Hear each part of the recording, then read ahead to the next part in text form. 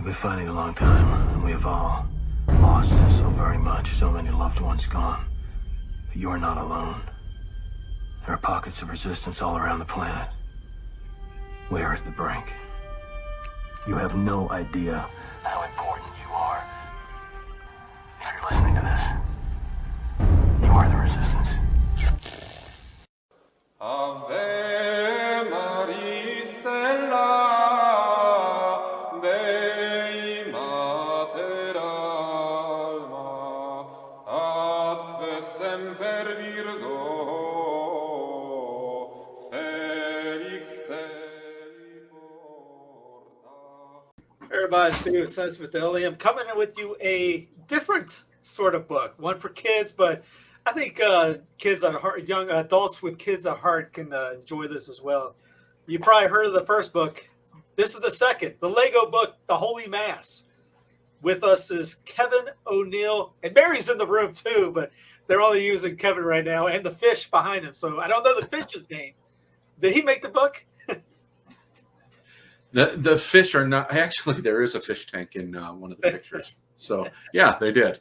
So Kevin, welcome. Thank you for coming on. And how you doing? Steve, thanks for having me. I'm doing great, and just excited to be here. So if anybody doesn't know this, the original book is the Catechism of the Seven Sacraments. My kid loves this book, and here's the screenshot from the original one. My kid destroyed the book. I'd have it with me right now, but it looks like somebody bombed it, tore the pieces up. The binding's coming off because we've had it for 3 years, and he's done everything he can to destroy it. But he loves it. I've sent Kevin photos of little Steven going through it, just looking at it, sipping his milk, and it's a great ad if you ever used it. But I'm sure other kids has that same background to it. Here, I'm showing this video because it's a lot of work had to have gone into this.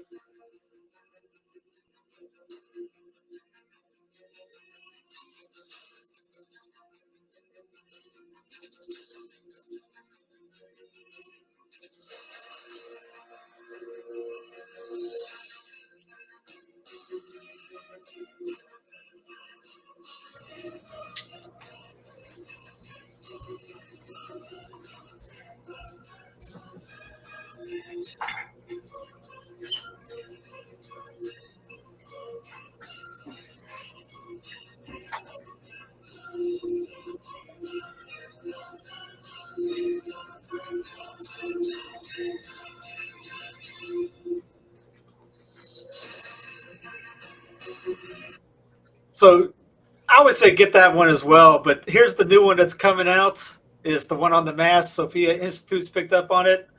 And like I said, with us to talk about it is Kevin O'Neill, and his wife is in the room. And so Kevin, why Legos? What inspired you guys to go, you know what? We need to make a book, and we're going to use Legos. And I just want to double check because my earbuds died, but you can hear me fine still, can't you? Wonderful. The reason we went with Legos, the evolution of it was my children had a book, and it was called the Brick Bible, and it was a New Testament, all illustrated using Lego toys. And all of a sudden, we realized that book was completely blasphemous. It was written by a transgender atheist who was actually trying to manipulate children to no longer believe in the truths of the scriptures. And so when we found that, we said, we got to get rid of this. Well, it had such a pull. We're a homeschooling family. We're expecting our 9th child here in about 5 weeks. And it was one of those things where as a parent, you're always kind of pushing or, coming to the table, working through. It's a very, you homeschool. It's school. And this was something we could throw on the table and the kids would just go to. It had this natural pull. Well, when we found out that it was completely blasphemous, we had to get rid of it. And so my son continued to ask me, well, can't we just look at the pictures? Can't we? And I said, no, but I'll tell you what, we're going to make one and we're going to do it right. And we're going to teach families the sacraments from a biblical point of view. And we're going to follow Pope Benedict XVI's theology of covenant, which really unlocks the Eucharist as the master key, because once you understand the Eucharist, now everything else starts to fit in. And that's really the beginning of it. We joked off camera, and 2 years ago when the book came out, or it was 2, 3 years ago, that you were getting heat because somebody in the first book was upset that you had a veil on a Lego character. And I'm going, first off, that was just, how did you get the veil on the Lego character? And two, is it one of those things that you just can't please everybody? I mean, when we get to the point that we're upset at a Lego character for wearing a veil, we might need to check something that we have an issue. I'm stuck in the middle, and I'm happy to be here. So yeah, we get heat from both sides, but I you know what, I want to qualify that it's very much few and far between. And so I think what happens is most people see the joy in it and the joy that it brings to children, and then when they see the Orthodox teaching in there, it eliminates any kind of questions that anybody has. And so we've really been able to do that. People did look at it with a very skeptical eye at the beginning, and they should have. They have that responsibility to do so, to, filter what's going to their children, because, I mean, we got behind the 8 ball with that one, with the book I had just mentioned to you. So there is that. But look, I've had people tell me, well, they have an old approach. Nobody has high altars anymore. The priest's back is to the people. And first off, for anybody that does go to an ad orientem novus or a Latin mass, how often is the priest's back really towards you? It's such a small part of the mass that it's just nonsense. But it's so important. I've always yelled at the bus driver for having his back to me too. That's exactly it. But they're missing what is supposed to be taught there, and that is the high altars and the architecture of the church is supposed to show us the reality that we're participating in. And so when we see these high altars, most of the time they're in the shape of a mountain. And if you're at a mountain, what are you supposed to think of then? Calvary. And it's made present. And so that's why we show high altars. And not just because of that, but because of the beauty. And we've taken pictures and tried to do the kind of, I guess I'll just call it the common altar that you'll see in a lot of parishes nowadays. And it's not as beautiful. And the truth is transcendent, and it occurs in our pictures. And so we try to make the most beautiful pictures we possibly can to make the faith transcendent. And this is how it goes. Like I said, I mean, my kid, when he was 2 and 3 years old, he couldn't put the book down. It's the colors, obviously, the beauty and the story behind it. I mean, everything in it was engaging to kids. I mean, we have both. We have that, yours, and we have another is kind of like a cardboard book that has some beautiful photos. And they go, they love the lion that's in it. They love the animals that are in it. But, I mean, they only have like 18 pages total on this. Yours has 200, 300. You even have your family portrait on the back of the original book in Lego. Yeah, yeah. That was one of those things where they wanted to do a regular picture of us, and I just said, nah, let's just keep it consistent. And so we did that portrait, and I was so happy we did it that way because because of obvious reasons. So how long did it take this one? I mean, obviously when you're building an altar, you're building Legos, you saw the clip in that video, you have probably millions of these pieces. How long does it take you to make this book? I mean, you got to put the storyline together, then you got to build it and get the photos together. Yeah, this last book took longer than we wanted it to. COVID came along. I was sick with COVID for quite a while. I own a landscaping company, and then I had to kind of hop out of that. We kept several accounts, but I couldn't breathe for a good 4 or 5 months. And then we ended up, I had to take a sales job. And so all these things came into play. So from the release of the first one, it took about 4 years. And again, we're putting in hours and hours and hours a week to make this happen. And it's not our, it's not our bread and butter. And so as a result, this one took, like I said, 4 years. The very first book we did took a little over 2 years. And you're building scenes, you're working 10 hours a day, 3 of us usually, maybe sometimes 4 of us. And so what goes into it is, I don't think people realize it. I don't think we even realize it until we're done and we go, Now what do we do? And I like this phase, the now what do we do phase. Yeah, I'd be having a heart attack if I was going, oh, I skipped the page. We got to go back and redo something like that. Going, I can't imagine. I'll full disclosure, I've never built Legos, but I've seen other kids do it. And to me, it's incredible when I see like this. I remember back in Spartanburg, one of our favorite families was this Chinese family, and this kid could build just anything you could think of with Legos. It was amazing, the creativity out of it. So just for you guys to do this in a Catholic stance, and just like in the video when it shows the Red Sea going up on, how you pull that off? And it's just, I know that had to be some fun. Let's just throw all the blocks together and have the guys swimming in the Legos. I mean, the creativity has to go in this. It's got to be beyond the normal realm. It is, and like you, I think it's funny. So I think you have most adult viewers here, which is great because I have a confession. I am living a lie. There are two things I never thought I would do. One is play with Legos, and the other is write books. In fact, I remember when people used to come up to me and say, "Oh, you should write a book," and I said, "No, you should just read the books I've read." I'm like, it's already out there. If I write a book, it's going to be the same book that it already exists, and that's nonsense. And then when this came along, so it's time to play with Legos. When I was a kid, Legos were just bricks to me. There weren't the minifigures. It's not what it is now. Today, whatever a child likes, it's a Lego. If you like Disney's, what is that Frozen, it's Lego. Indiana Jones, Lego. Star Wars, Lego.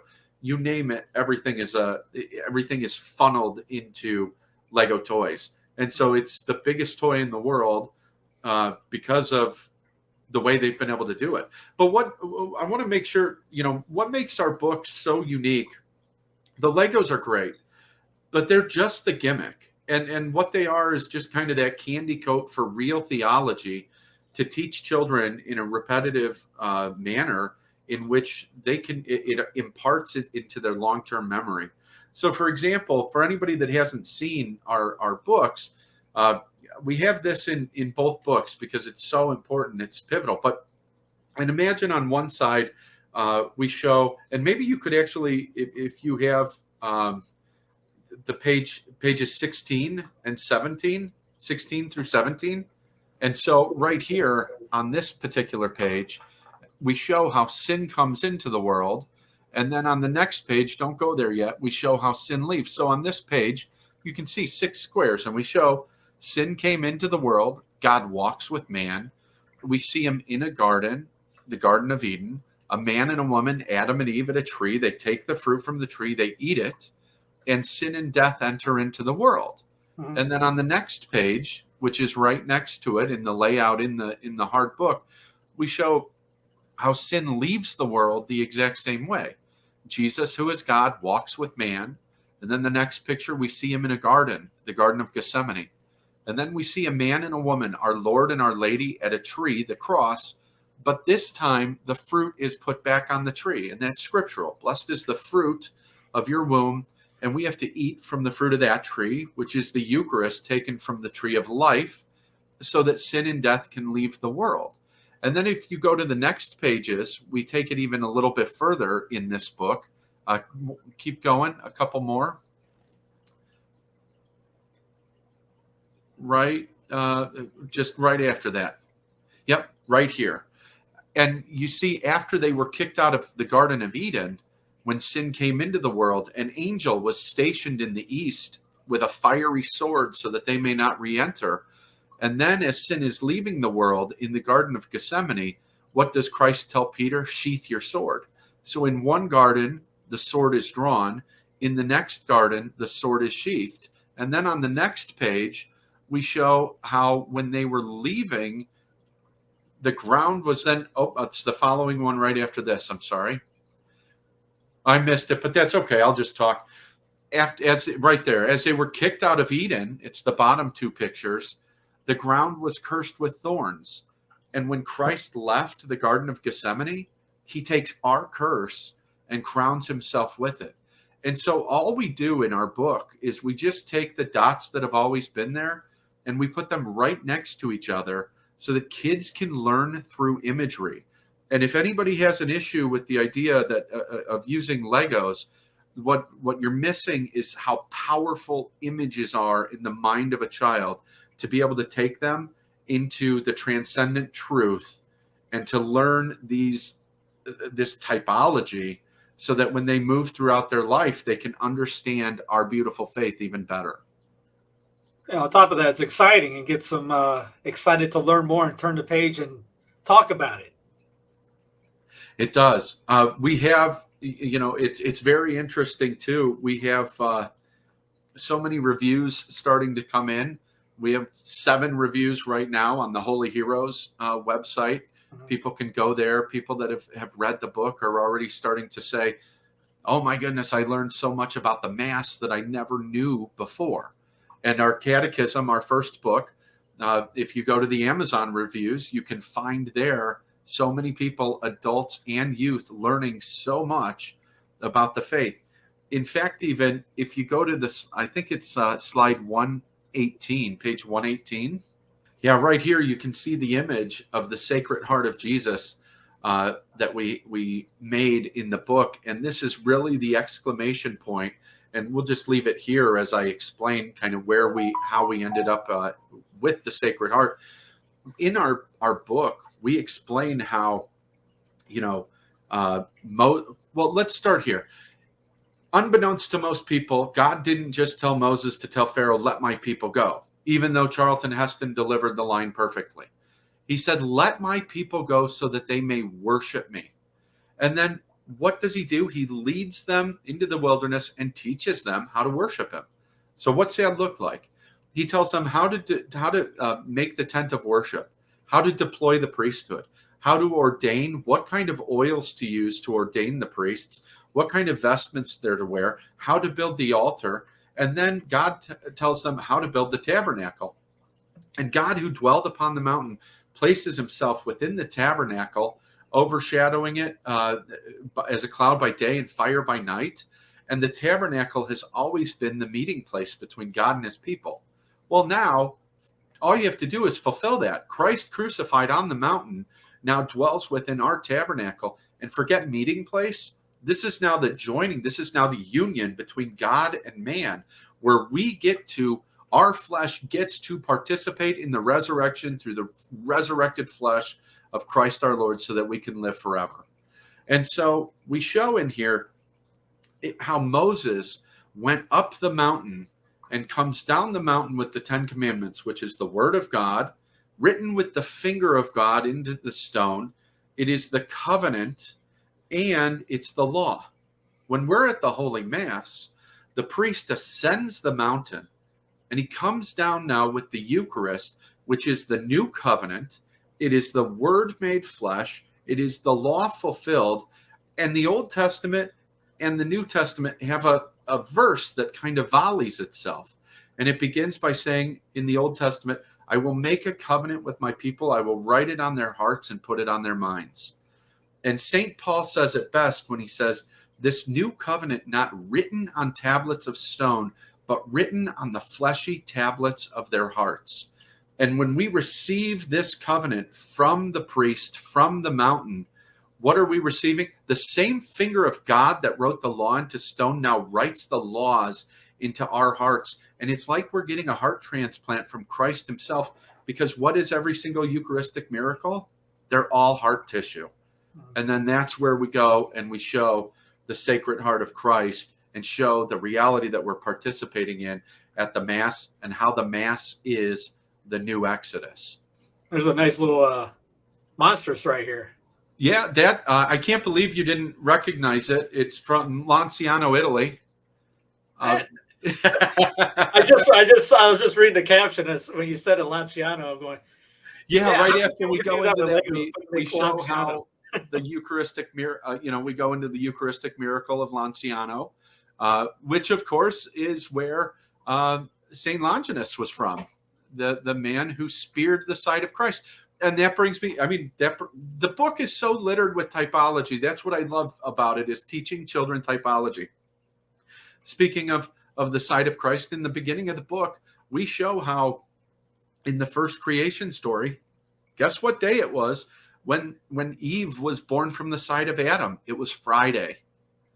And what day was it that the church was brought forth from the side of Christ? It was on Good Friday. Then on Saturday, in the first creation story, God rested. Well, did he rest because he was tired? Of course not. Was his endless power now needing a recharge? Of course not. He's calling his shots. And then in the new creation story, what happens? Christ rests on Holy Saturday. He's laid in the tomb.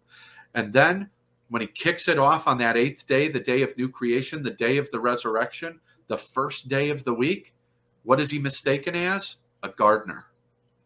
And so this is our new creation story. The Mass is the new Exodus, and we get to participate in it. We get to receive the manna as they received the manna in the wilderness. We get to walk through the water again every time we go into Mass. We walk through the water. Guess which way the Exodus took place to? To the east. The promised land was to the east of Egypt. And so whether your Mass is ad orientem or your Mass is a kind of what we see throughout the church today, it still starts journeying towards the east in the procession, where we go, and hopefully your tabernacle is at least at the east, because that is so important. That's where the resurrection is going to come from, and this is how we process through the Exodus. That's funny you bring that up. I think it was, if I'm not mistaken, St. Peter's, when the consecration happened long time ago, that people would turn, because I don't think it's facing east, but they had to turn and they faced east while the consecration was happening behind their backs. Liturgical east has always been, obviously there's right. The difference between liturgical and obviously, these guys are literally looking east because of that exact reason. Yeah, and to complement that, I mean, look, Catholic cemeteries forever, guess which way you are going to sit up looking? To the east. Uh-huh. And so Catholics have had the east ingrained in us forever because we've understood it as the Exodus, and we've lost this over time. But I do think it's really, the dust is being blown off of it, and it's a beautiful thing. So another one you wanted to bring up was worship, slide 104. Yeah, and so here you can see the images of what I just talked about side by side. You know, and let me put my glasses on to be able to see it here. But yeah, it shows they ordained priests. We have ordained priests. They had specific vestments and anointing oils. We have specific vestments and anointing oils. God taught them the importance of the altar of sacrifice and the lampstands. We have the sacred altar adorned with candles. And so this is what we are participating in the new Exodus. And when you look even right there, God was very specific about the tabernacle and its importance for worship. And we have the tabernacle at the very center of our worship. Just as God dwelled upon the mountain and then placed him and dwelled among his people in the tabernacle, Christ, who was crucified on the mountain, now dwells within our tabernacle. And so this is the biblical typology of our Mass, that when we're journeying through the Exodus story in a way that people don't even stop and think about. So much so even, and I don't know what page this is on. And so I want to show this beautiful picture. The top part is photoshopped on, but everything else in there that you see are Lego, except for the statues. We 3D print the statues because using real Catholic art is so important. But getting back to the Exodus story, you know, that's a solid setup. Isn't it great? St. John Cantius, if you're not familiar with their order, they're up here in the Illinois area, and St. John Cantius is in downtown Chicago. It was voted one of the most beautiful churches. It was actually number one in the country, and it's just an absolutely gorgeous church that if you haven't heard about the history of it, It has a beautiful history as well. But in the book, as we sit here and we travel towards the east, towards the mountain of Calvary, it's so important because in the Old Testament, here we are. God, hold off on that thought. Just in case you guys want to know what that thing looks like compared to what they just did. I mean, that's as good as you're going. That's pretty darn good. Yes. Look at that. Yeah. I just had to bring that up because, I mean, you didn't just willy-nilly that one. No. And as we that's what's so important too, is this church architecture that shows us the reality that we're participating in. And so when you look at this Exodus, look, in the Old Testament, as we just mentioned, God taught them how to worship him. Mm-hmm. Well, now in the New Testament, Jesus, who is God, and Christ is the new Moses, right? You had Moses, who's your main guy, had his inner circle of 3, Aaron and his sons. He had the 12 and the 72. Now you have Christ, who is God. He has his inner circle, Peter, James, John, the 12 and the 72. He's the new Moses. And it's shortly after the 72 come back. They ask Christ, they say, Lord, teach us how to pray. It's the only time they ask God to teach them how to worship him. Teach us how to pray. And what does he teach them? He teaches them the Our Father. And what's interesting is both Matthew and Luke's account are based upon their liturgical understanding. And when you look at the Our Father, the perfect prayer, and you look at the Mass, the perfect sacrifice, the two of them line up extraordinarily. It's not a coincidence. The Our Father begins by invoking God's name. Our Father who art in heaven, hallowed be thy name. The Mass begins by invoking God's name. In the name of the Father, the Son, and the Holy Spirit. Invoking even the revealed God to us. After we invoke God's name in the Our Father, heaven and earth come together. Thy kingdom come, thy will be done on earth as it is in heaven. The same thing happens in the Mass. Heaven and earth come together. After heaven and earth come together in the Our Father, the next verse is, give us this day our super substantial bread. The Epiousios. It's not a pizza. It's not a hot dog. The Eucharist, the bread of life. Guess what? After heaven and earth come together in our liturgy, we are given the Epiousios, the super substantial bread. And after we receive the bread in the Our Father, the next verse is us asking for forgiveness of sin. In the Holy Eucharist, what did Christ say? This is for you and for many for the forgiveness of sin. And then the Our Father sends us, lead us not into temptation, but deliver us from evil. The word Mass literally means to send, go. And so the perfect prayer and the perfect sacrifice line up. The perfect prayer is said in front of the consecrated Eucharist, and it is the absolute pinnacle and climax of our faith, pointing to the Exodus, pointing to eternity, and everywhere in between. It's a timeless moment. And you brought up Justin Martyr in the slides you wanted to talk on. Yeah, this is a fun little thing we did throughout here. We kind of we did a little bit of forgery of icons and slapped right in front of it these pictures to go ahead and bring these quotes together. Not only do you have Lego Mass and Lego churches, you got Lego icons to go with this. Yeah, we let me see here. This is on page 163 in the book. And then, so St. Justin Martyr, the quote that he gives here, and all these quotes along the Mass, it says, St. Justin Martyr said, and this food is called among us the Eucharist, of which no one is allowed to partake, but the man who believes that the things which we teach are true, and who has been washed with the washing that is for remission of sins and unto regeneration, and who is so living as Christ has enjoined.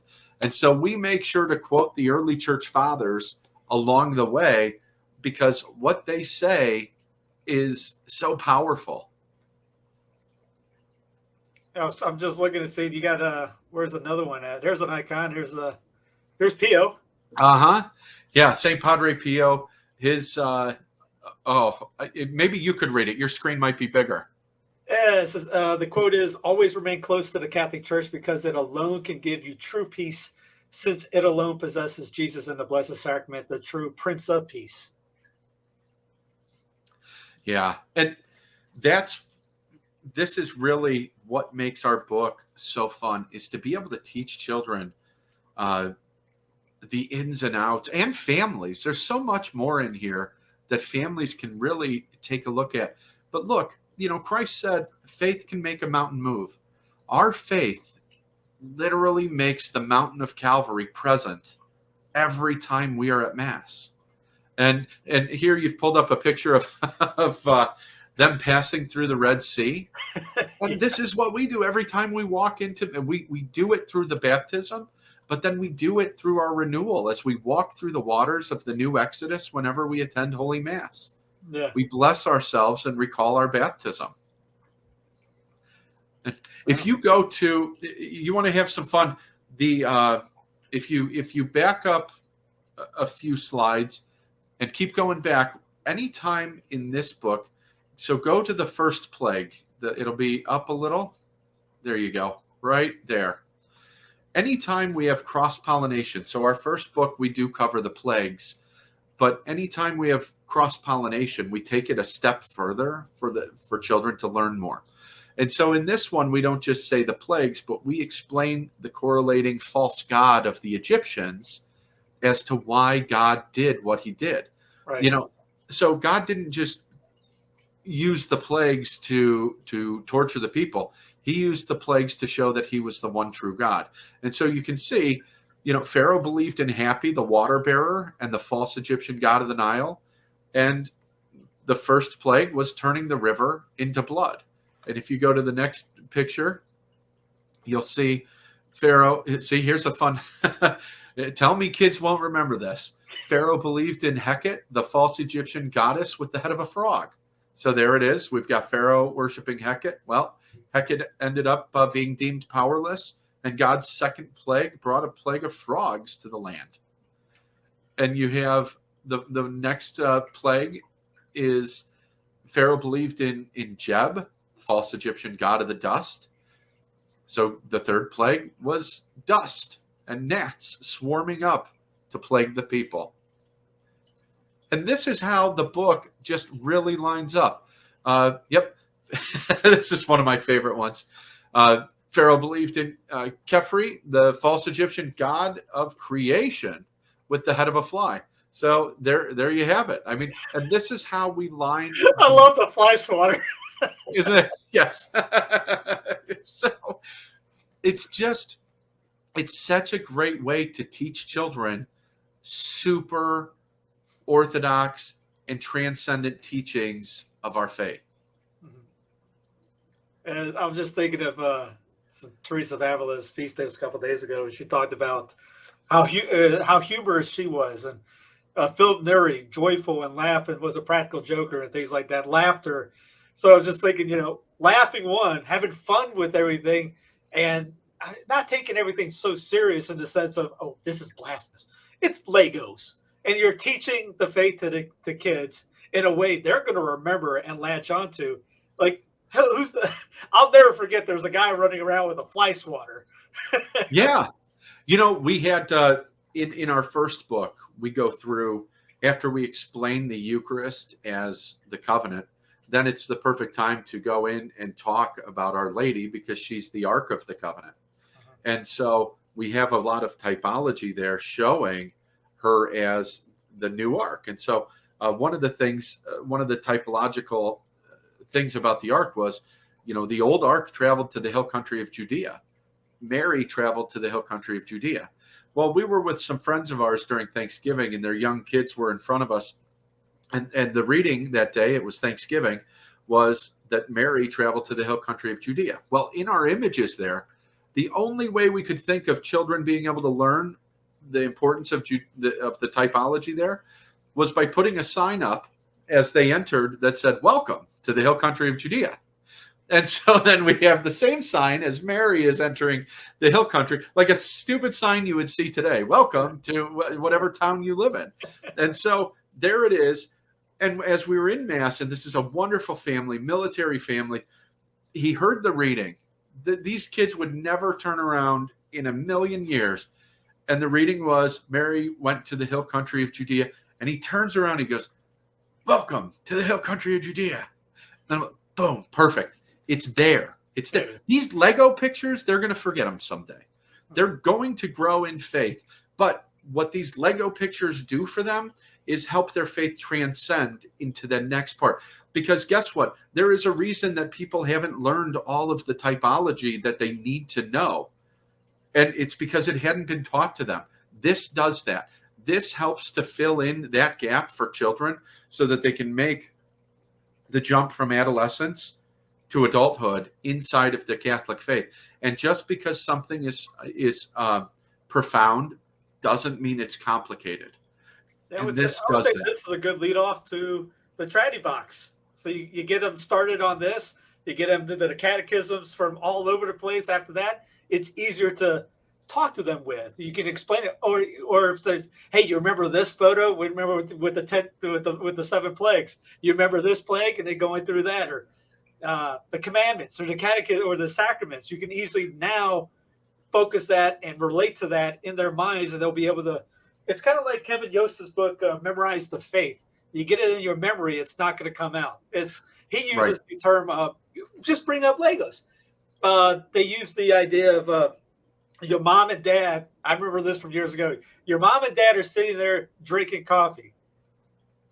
And that's the whole idea. If you cannot have Christ, you cannot have the church as your mother without Christ. Without God as your father, you can have the church without your mother. So they're all sipping on coffee, drinking together. You got your mom and dad there, or Cheerios and the Theotokos. The O is the O's, and that memory right there, it gets ingrained in you, so that you will never forget what it is. Or a frog leaping around Our Lady. This goes Isaiah encircling a lady, encircling a virgin. Things like that will get you ingrained. You won't forget these things. So this same thing with your Lego book. Right. And don't we want to effectively teach? That's really the key. And what about teachers that are thrown in as volunteers inside of a class that don't have any tools to be able to impart the faith, really, other than some horrible RE program that just teaches the same thing for the 5th year in a row as these children are supposed to develop in their faith? And I mean, well, I kind of messed up. I didn't tell you who said that quote with the people sipping, with mom and dad sipping on their coffee. Who made that quote? Saint Cyprian. Oh, did he really? So you're sipping, and remember, they're sipping on coffee. That's Saint Cyprian doing that. So things like that, it's easy to remember. That's great. And even, in our first book, in the Catechism of the 7 Sacraments, look, so often people don't realize, confession. Look, confession, where is confession in the Bible? And we show this through images. There are only 2 times in the scripture when God breathes on his people. The first is when God breathes into the nostrils of Adam, and Adam has life. Well, Adam sinned. Sin brought death. Christ then appears to his disciples, and he breathes on them, and he says, go and forgive sins. Whosever sins you forgive are forgiven, and retained are retained. That same breath of God that brought life into Adam but was lost through sin now breathes the authority of removing sin so that we can have that life-giving breath of God, the Ruha, again, that we can live with him forever in eternity. Mm-hmm. And here are some pictures from the first book. It's all the same design. The first book is almost, there's almost 800 pictures just like this.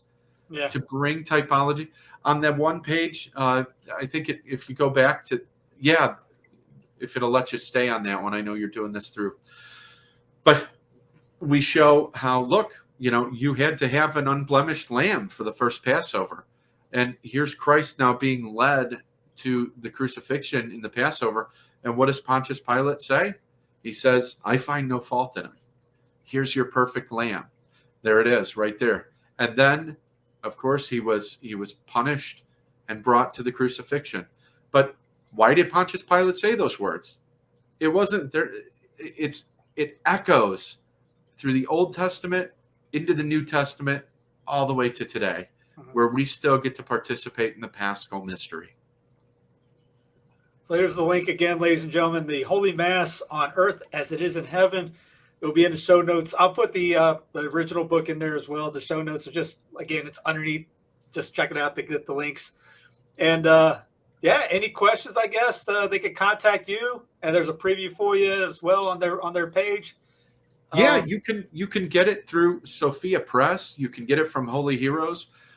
You can get it directly from us too. We set up a little online store. It's called uponthisblock.com. It's a good name, huh? uponthisblock.com. But if please, if you do go to purchase it, stay away from the rainforest. Get it from Sophia Press. Get it from Holy Heroes. Get it from us, and avoid the rainforest. In fact, I will, if you give you a promo code too for free shipping for your listeners, so that they don't have to go to the rainforest. And if they enter in census, they'll get free shipping. Hey, there you go. From uponthisblock.com. That's just such a great name for a Lego book. Yeah. And we also have a few little guides. We do have a guide on the Rosary. I saw that there's the Sacrament of Reconciliation, Holy Rosary, Station of the Cross coming soon. And the Station of the Cross coming soon. The confession guide is really it's a really nice confession guide. An examination of conscience is really what it is, with a few cute pictures maybe to help kind of disarm children as they approach the sacrament of confession. And there have been a few times where it was all I had. I actually have read it, and it's a very good examination of conscience. Very good. Kevin, I appreciate it. Again, all the links will be below in the show notes, along with the promo code that he just announced. I had no idea he was doing that, so that was an impromptu thing on his part. No, I appreciate that, Kevin. Thank you. And, of course. Any final thoughts? The book does release on the 25th, but Holy Heroes and uponthisblock.com do have it. And so if anybody orders today, we'll ship it out right away. They are expecting, because of course, in today's well-oiled machine that is called the world, there's a paper shortage that you wouldn't even know it if there wasn't a shortage of everything. But they are expecting that the book, we will probably run out of it before Christmas. So if you're going to order it as Christmas presents, get it right away. And I know Holy Heroes is always saying, hey, get it before we're out of it, but they are very, very serious. It is going to run out. Fantastic. Now, Kevin, again, thank you for your time. And again, links below in the show notes. Kevin, appreciate it. Have a great rest of the day. And thanks again. And congrats on the second book. And is there a third one coming? Well, there's a third, a fourth, a fifth. I hope that this is what we get to do on this side of heaven. And will there be a Lego Catholic movie, just like the Lego movies? Oh, not unless Lego dictates that. That won't be up to me. And if you think I'm going to do, after doing all this, to go to stop motion, that'll never happen. Thanks again for your time, bud. Thanks so much. Take care.